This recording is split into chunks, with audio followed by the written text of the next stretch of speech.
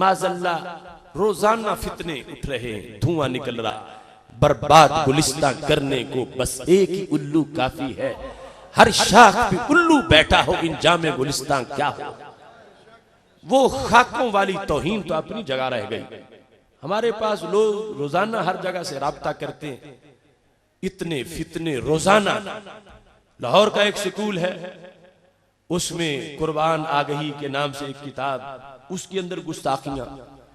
रावलपिंडी फौजी फाउंडेशन का वो स्कूल जिसमें माज़अल्लाह भालू की शक्ल बनाकर ऊपर वो लिखा गया जो ज़मा से बयान नहीं हो सकता। और फिर वो रिसाला वा कारीगर जिसका नाम है, उसमें रसूल अल्लाह सल्लल्लाहु अलैहि वसल्लम की विलादत का हेडिंग देकर एक बच्चे की, नौ मौलूद बच्चे की तस्वीर बनाई गई। रोजाना के फितने, रोजाना के फसाद, ये जो गंदी सोच है, इसके पीछे एक मकतबा फिक्र की नाहंजार तबलीग है। और फिर उससे मुतासिर होने वाला ये स्कूल का पढ़ा हुआ एक तबका, जिनके पीछे कोई रूहानी पावर नहीं है। वो बोलते वक्त बोलते देखते ही नहीं हम क्या कर रहे हैं, क्या बोल रहे हैं। कितने प्रोफेसर, कितने टीचर, इल्ला माशाअल्लाह रोजाना एक मर्तबा कुफ्र में गोता लगाते हैं। आज ये लफ्ज तो बोलने मामूली हो गए। लोग कहते हैं हम भूल गए तो क्या हुआ, अल्लाह के नबी भी भूल गए। ये लफ्ज तो आम हो गया। कहते हैं अल्लाह के नबी अलैहिस्सलाम ने तौबा की, तौबा तभी की जब कोई गुनाह किया था। अगर गुनाह नहीं था तो तौबा का मतलब क्या बनता। इस तरह की बिल्कुल इल्मी यतीम लोग ऐसी बातें करते हैं और किसी तरह से कोई मजहबी पुख्तगी उनमें मौजूद नहीं है। सुनो, हजरत सिद्दीक़ अकबर का जलसा सुनने बैठे हो, उनका अंदाज क्या था। कहने लगे, हजरत मुजद्दिद अल-फ़िसानी रहमतुल्लाह अलैह ने मकतूब आशरी में लिखा कि हजरत सिद्दीक़ अकबर रज़ियल्लाहु ताला अन्हु कहने लगे, या लैतनी कुन्तु सहबा मुहम्मदिन सल्लल्लाहु अलैहि वसल्लम।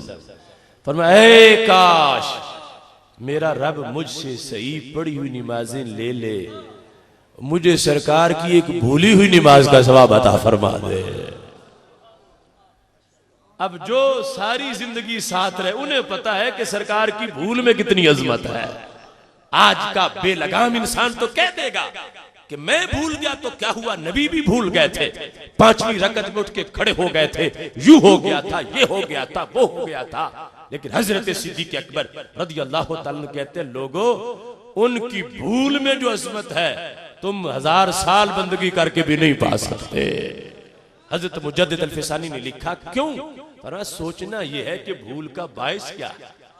का हम भूल जाएं माल के हिसाब में, वो भूल जाएं रब के जमाल के अंदाज में। उनका भूलना और है, हमारा भूलना और है। हम गफलत में भूले, वो रब के जलवों में भूल जाएं। अब उन पर जो लफ्ज़ साहब बोला गया या निस्यान, उसका अंदाज और है।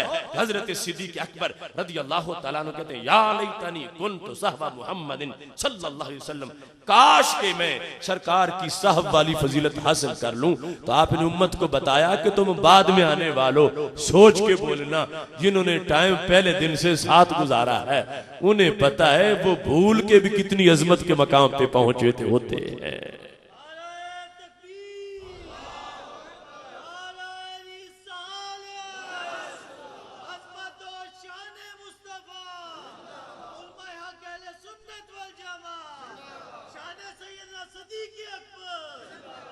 या लैतनी कुन्तु सहबा मुहम्मदिन सल्लल्लाहु अलैहि वसल्लम। शिफा शरीफ में मौजूद है, हमारे नबी अलैहिस्सलाम ने खुद से इरशाद फरमाया था, फरमाया मैं जो बुलाया जाता हूं तो किस लिए? वह इसलिए ताकि तुम्हारे लिए सुन्नत का सबक हासिल हो जाए। कि तुम भूलो तो उस भूल को दूर कैसे करना है। मुझे रब इसलिए बुलाता है कि तुम्हारा दीन पूरा हो जाए। मुझे इसलिए रब बुलाता है कि तुम्हारे लिए आसानी हो जाए। मुझे रब इसलिए बुलाता है कि तुम्हारी भूल का मसला हल हो जाए। कि भूल जाओ तो फिर क्या करना होता है, तो पता चला कि हमारे मामले और हैं, हमारे नबी अलैहिस्सलाम के मामले और हैं। वो बदबख्त इंसान है जो अपने आप को सरकार के साथ लाके खड़ा कर दे। नहीं नहीं, वहां जो आम सा अंदाज होगा वो भी खास निकलेगा। साहब और निस्यान में भी हिकमत पाई जाएगी, और हिकमत के अंदाज में फरमाया तब भूलता हूं इन्नमा उनसा, मुझे बुलाया जाता है ताकि मैं सुन्नत तुम्हें दूं कि तुम भूल जाओ तो तुमने फिर करना क्या है और अपनी भूल को दूर कैसे करना है। मोहतशम सामी हजरात, ज़िम्न इस पर एक मिसाल पेश कर देता हूं। सिहा में हदीस शरीफ मौजूद है, रसूल अल्लाह सल्लल्लाहु अलैहि वसल्लम ने ये दुआ मांगी, या मुक़ल्लिबल क़ुलूब सब्बित क़ल्बी अला दीनिका, है दिलों को बदल देने वाले, ए अल्लाह मेरा दिल दीन पे साबित रखना। ये लफ्ज हमारे नबी अलैहि सलाम से साबित है। अब इस जुमले को एक आज का ज़हन सोचेगा, शायद कितने ज़हनों में ख्याल आ भी गया हो माज़अल्लाह कि सरकार को अपने बारे में इतना खतरा है कि रब से दुआएं मांग रहे हैं मेरे दिल को दीन पे साबित रखना। कितने ऐसे बेलगाम खतीब हैं जो ये पेश करके कहते हैं वो कोई बड़ी बात नहीं थी, हम जैसे ही थे माज़अल्लाह। वो तो कह रहे हैं कि सब्बित क़ल्बी अला दीने का, है अल्लाह मेरा दिल दीन पे साबित रख। लेकिन सहाबा ने क्या समझा, और जो सहाबा ने समझा वही आज सुन्नी ने भी समझा।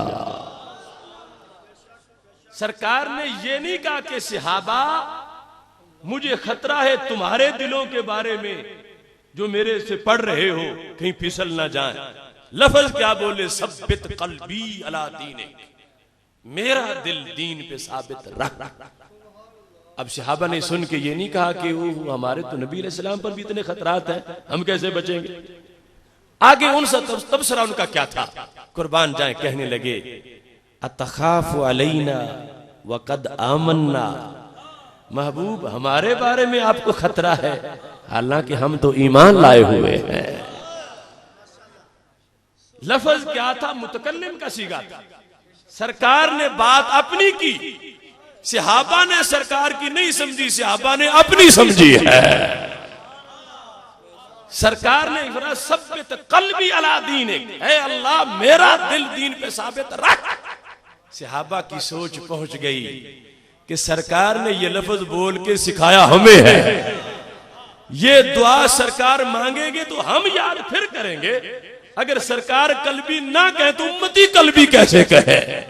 सहाबा ये सुन के कि अल्लाहुम्मा सब्बित क़ल्बी अला दीनिक, सहाबा समझ गए कि सरकार हमें दुआ पकवा रहे हैं, हमें सिखा रहे हैं, हमने कहना है सब्बित क़ल्बी अला दीनिक। ये दिल, ये कल्बी का लफ्ज बोल के सहाबा को शक नहीं पड़ा कि सरकार अपने बारे में कह रहे हैं, सहाबा समझ गए कि सरकार हमारे बारे में कह रहे हैं। आज का वो तबका जो ऐसे मकामात पे जाके गुमराह हो जाता है और सरकार की तरफ कहता है, क्योंकि लफ्ज सरकार ने बोले हैं तो जात भी सरकार की मुराद है। ये है वो सोच जो आलूदगी में अटी हुई सोच है। सहाबा कहते हैं बोला सरकार ने कल्बी है, मगर सरकार ने तो हमें समझाने के लिए बोला है। इस वास्ते फौरन आगे क्या कहा, अतखाफु अलैना, महबूब क्या आप हमारे बारे में तशवीश में है। ये नहीं कहा कि महबूब आपको अपने बारे में भी तशवीश है, हालांकि लफ्ज तो कल्बी का बोला था। सहाबा ने क़यामत तक के आशिकों को समझा गया ये शान रिसालत है, इसमें बोलने में भी बड़ी एहतियात करनी पड़ेगी। ऐसा मत कोई सोचे कि सरकार अपने बारे में कह रहे हैं, अगरचे बोलते वक्त सरकार ने सीगा मुतकल्लिम का बोला है, मगर ईमान वाले का ईमान गवाही देगा कि सरकार तो इन खतरों से पाक है। सरकार अपने गुलामों को सिखाने के लिए ये बात कर रहे हैं। हजरत सैयदना सिद्दीक़ अकबर रज़ियल्लाहु तआला अन्हु का ये मकाम जिसमें उन्होंने आदाब रिसालत सिखाए, इतना ऊंचा करार पाया कि हजरत अली रज़ियल्लाहु तआला अन्हु जब दुआ मांगते थे तो इनके नाम के हवाले से दुआ मांगते। कैसे, अल्लाहुम्मा अस्लिहनी बिमा असलहत बिहिल खुलफा ar-राशिदीन, ऐ अल्लाह मेरी यूं इस्लाह कर दे जैसे तूने खुलफा राशिदीन की है। अब दुआ मांगते वक्त तो अल्लाह से खुली मांगी जाती है, बल्कि रब खुश होता है जो जितना ज्यादा मांगे। हजरत अली कहते हैं मुझे उतना चाहिए जितना तूने हजरत सिद्दीक़ अकबर को दिया। हालांकि दुआ में तो बाउंड्री बनाई नहीं जाती। तो पता चलता है कि हजरत अली के जहन पर यह बात पूरी तरह हावी हो चुकी थी कि जितना उन्हें रब ने दिया उससे बढ़ के तो मिल ही नहीं सकता, अगर उतना मिल जाए तो बड़ी कामयाबी है। अल्लाहुम्मा अस्लिहनी बिमा अस्लहत बिहिल खुलफा राशिदीन। किसी ने पूछा मन हम अली, ये दुआएं मांगते वक्त भी जिनको सामने रख के मांगते हो और जिन जैसा रब से मांगते हो, ये लोग कौन है जो तुझे भूलते नहीं? एक रौरकत ऐना हो, हजरत अली की आंखों में आंसू आ गए। पर कैसा निकम्मा है, मेरे मजलिस में बैठता है और इसे मेरे लीडरों का पता ही नहीं कि मैं किन से प्यार करता हूं। मुझसे पूछता ये खुलफाए राशिदीन कौन होते हैं जिनके नाम से दुआएं मांगते हो? आंखों में आंसू आ गए और फिर कितने प्यारे लफ्ज बोले, हुमा हबीबा या, वो दोनों मेरे महबूब, वो दोनों मेरे महबूब, अबू बकर व उमर शेखल इस्लाम व इमामल हुदा। इमामान और शेखान, ये इजाफे से नून गिर गया, दोनों हिदायत के इमाम और दोनों इस्लाम के लीडर, शेखुल इस्लाम। मन तक मस्सा का बेहिमा, दोनों वो जात कि जो उनसे मुतल्लिक को रब की पार्टी में शुमार होता है। देखो क्या शान है हजरत सिद्दीक़ अकबर रज़ी अल्लाह तआला अन्हु की।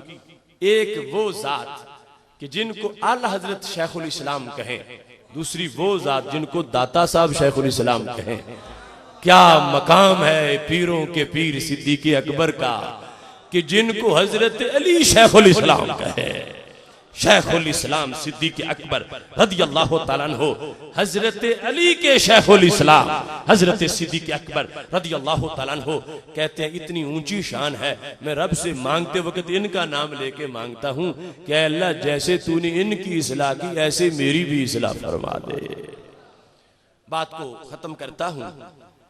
आज के इस इज्तिमा में हजरत सिद्दीक़ अकबर रज़ियल्लाहु ताला अन्हु की अव्वलियत का जो राज था उस पर चंद बातें बयान की और उसी पर ये खत्म कर रहा। जिस वक्त हजरत उसामा रज़ियल्लाहु ताला अन्हु के बारे में हमारे नबी अलैहि सलाम ने फरमाया था कि तुम उसामा को अनफिजू जैश उसामा था, लश्कर उसामा भेज दो। 20 साल के उसामा को सहाबा का लीडर बना दिया। लश्कर उसामा शाम की तरफ भेज दो।